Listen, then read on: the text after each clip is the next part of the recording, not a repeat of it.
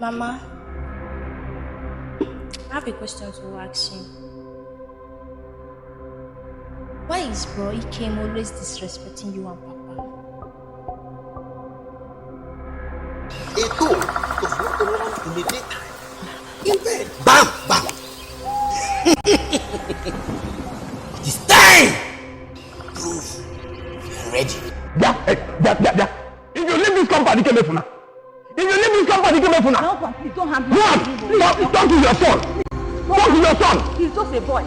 This boy will disrespect me morning after night. I will do this boy, yo.